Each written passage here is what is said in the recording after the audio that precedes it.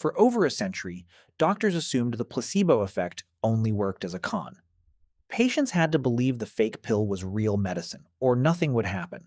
Then, in 2010, a group of researchers tried something that should have broken the entire effect completely.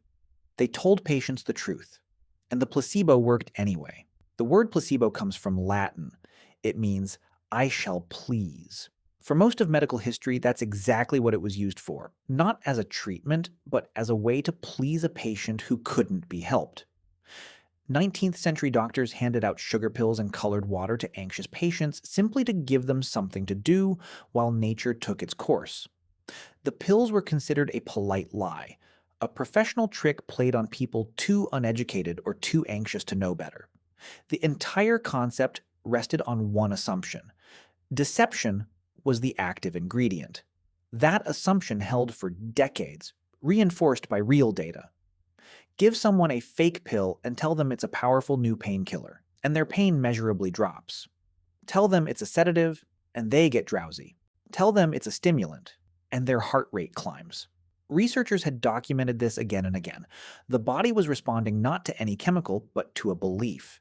And the entire mechanism, everyone assumed, depended on that belief being false without the patient knowing it. Take away the lie, the thinking went, and you take away the effect. Nobody seriously tested that assumption for 150 years. It seemed too obvious to check. Then a researcher named Ted Kaptchuk, working out of Harvard, decided to check it anyway. Kaptchuk had spent years studying irritable bowel syndrome, a condition with no reliable cure and symptoms heavily influenced by stress and attention. In 2010, he ran a study that broke the oldest rule in medicine. He gave one group of IBS patients nothing at all. He gave a second group a bottle of pills. But this time, the bottle label didn't lie. It said, in plain English, printed clearly on the outside, placebo pills, made of inert substance, like sugar pills, without any medication. Patients read the label. Patients asked questions. Researchers confirmed to their faces that the pills contained nothing. No drug, no active compound, nothing that should do anything to their bodies at all. The patients still took them twice a day, exactly as instructed. 3 weeks later, the results came in, and they should not have been possible under the old model of placebo. The patients taking the openly fake pills reported significantly greater symptom relief than the patients who received nothing. Not a small margin. Nearly double the improvement. These were people who knew with total certainty that they were swallowing sugar. There was no deception anywhere in the room, and their bodies responded as if there had been. Kaptchuk's study wasn't a fluke. Over the following decade, researchers ran open-label placebo trials on chronic lower back pain, migraines, cancer-related fatigue, ADHD symptoms, even depression. Again and again, patients told the truth, in writing, on the label, out loud by the researcher administering the pill, still experienced measurable relief. The deception theory of placebo, the idea that had gone unquestioned for over a century, was simply wrong. Something else was doing the work. So, what is actually happening inside a person's body when an honest sugar pill still helps? Researchers started looking, and one answer came from something almost embarrassingly simple: ritual. The act of taking a pill twice a day, on a schedule, from a bottle handed to you by a doctor who took your symptoms seriously, appears to trigger real physiological changes independent of what's inside the pill. Brain imaging studies on placebo response show measurable activity in the brain's own pain relief systems, the same regions that respond to real opioid painkillers, lighting up in people who know they've taken nothing but sugar. Your brain, it turns out, has its own pharmacy.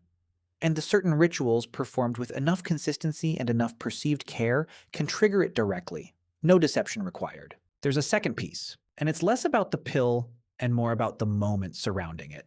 In nearly every open-label placebo study, the researchers didn't just hand over the bottle and walk away.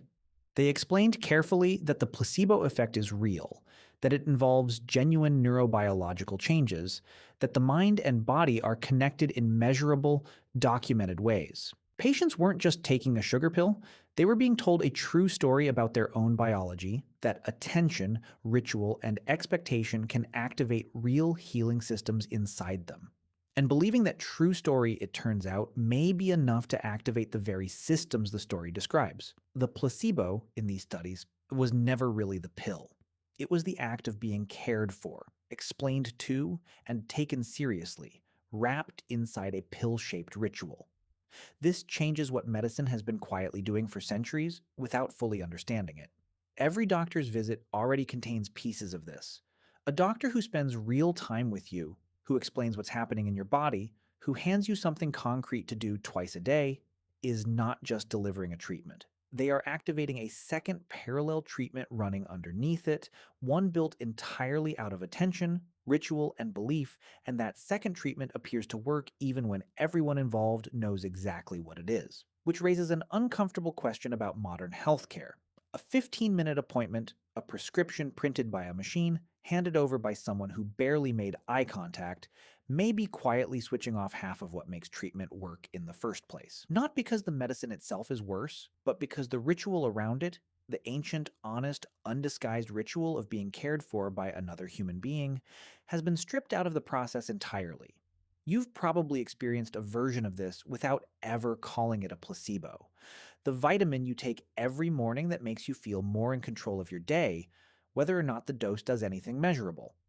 The routine you follow before a big presentation that calms you down, even though you know, rationally, that touching your lucky pen doesn't cause good outcomes. Humans have been running open-label placebos on themselves for as long as ritual has existed, and it turns out we didn't need to be fooled for it to work. We just needed to believe, honestly and correctly, that the ritual meant something. The old model said belief only helps you when it's built on a lie. The data says otherwise. Belief helps you even when it's built entirely on the truth, as long as that truth includes the fact that belief itself is powerful.